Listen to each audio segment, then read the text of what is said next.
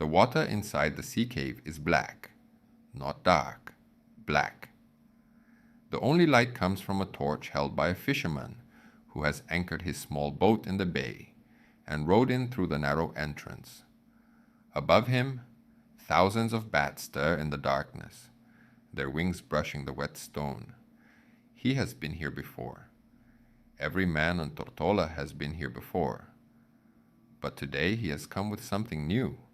A tip, a rumor, a sheet of paper found in an old sea chest. He beaches the boat on a narrow strip of sand inside the cave and walks deeper. 50 paces in, he stops. On the cave wall there is a mark, a patch of stone that has been chiseled away. A pick lies on the ground where someone dropped it, and scattered among the debris at his feet, catching the torchlight, gold coins, Spanish gold, silver pieces, the jeweled hilt of a sword. This moment, as recorded in a Texas newspaper in 1889, is almost certainly embellished. But the island is real, the cave is real, and what happened on this island nearly a century and a half earlier is not legend. It is documented, it is verified, it is one of the only confirmed cases of buried pirate treasure in history, and it happened on an island that may have given the world its most famous fictional treasure map. This is the story of Norman Island, the real location that may have inspired Robert Louis Stevenson to create Treasure Island. In August of 1750, a Spanish treasure galleon named the Nuestra Señora de Guadalupe left Havana, Cuba. She was the admiral of the fleet, 500 tons, Dutch-built, 4 years old. Her cargo was extraordinary. Around 50 chests of Spanish pieces of 8, 2 chests of wrought silver plate, 118 bags of Cochineal, the red dye that rivaled gold by weight, chests of vanilla, hundreds of hides, bags of tobacco. A British court would later estimate that the total stolen haul exceeded 250,000 Spanish dollars. The Guadalupe never made it to Spain. A hurricane drove her north, past the Bahamas, past Bermuda, until she limped aground near Ocracoke Inlet on the coast of North Carolina. The same inlet where Blackbeard had died only 32 years earlier. The crew was saved. The cargo was still intact.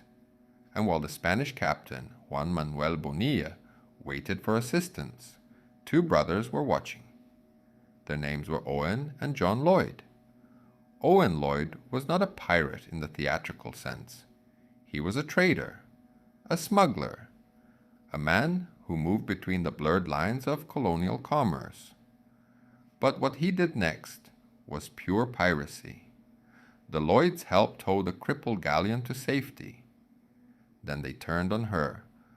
Owen convinced the captain of a sloop called the Seaflower to cut anchor and run before dawn, with the chests of silver already loaded. They slipped out of the inlet while the Spanish officers stood on the sand. John Lloyd's sloop ran aground, trying to follow. He was captured. Owen got clean away. They had just pulled off one of the largest documented treasure thefts in colonial American history. After around 20 days of sluggish sailing, Owen Lloyd arrived in the Virgin Islands. He bought supplies at St. John. Then he turned his sloop east, 5 miles to his destination, an uninhabited island shaped like a fat dragon lying in the sea. The locals called it Norman's Island.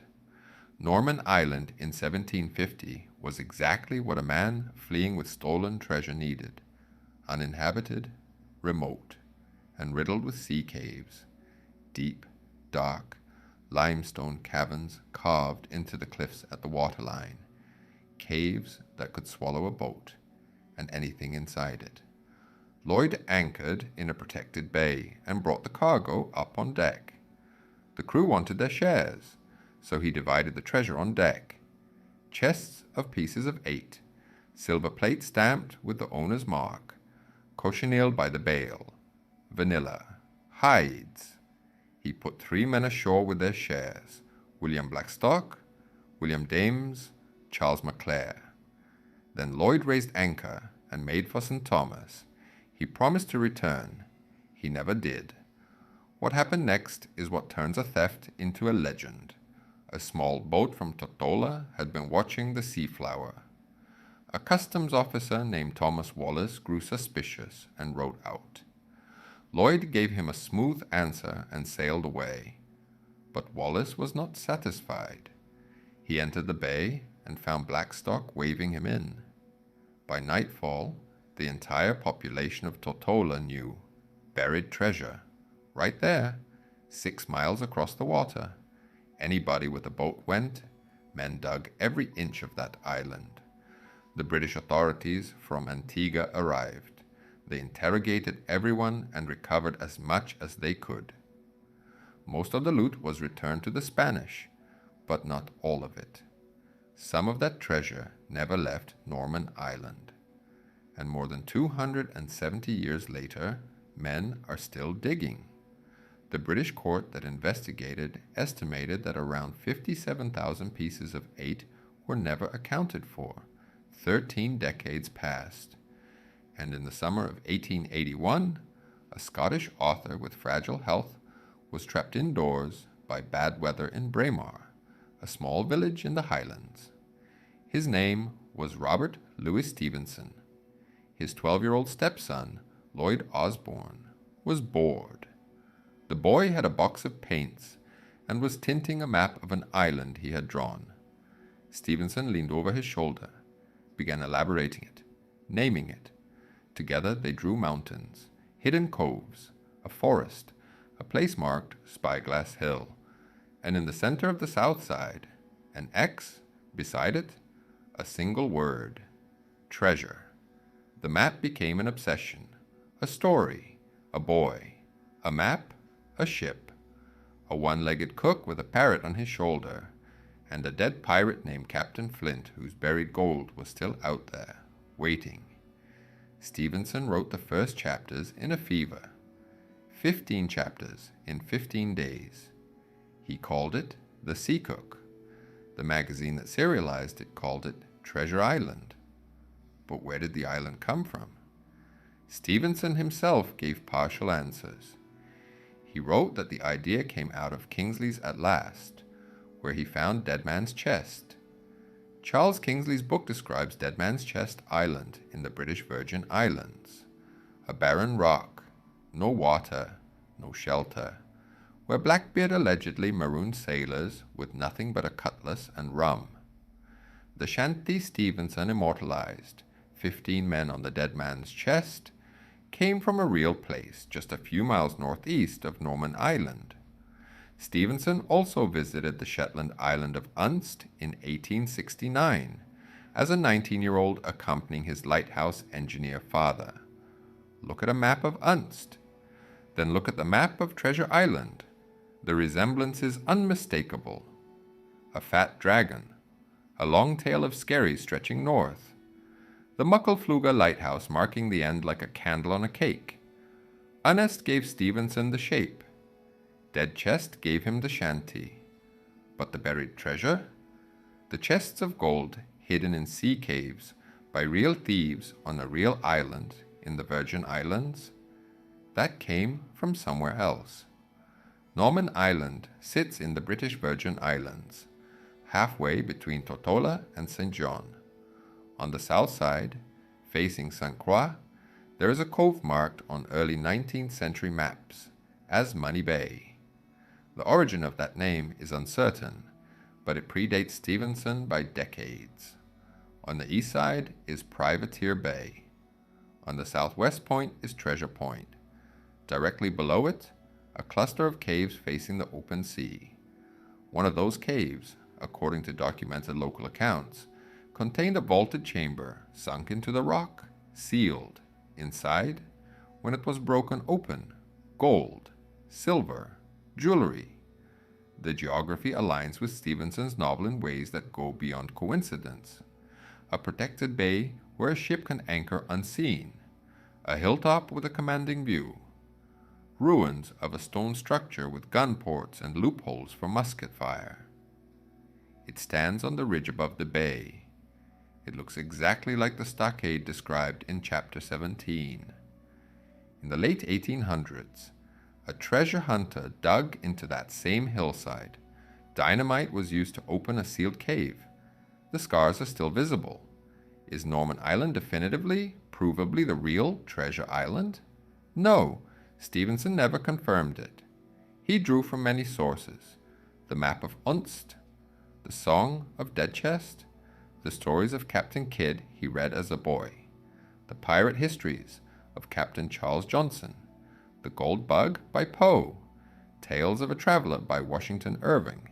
Great fiction does not have a single source, but only one island in the Caribbean had documented, verified, buried pirate treasure, recovered from its caves by the very planters and customs officers whose descendants still live on Tortola today.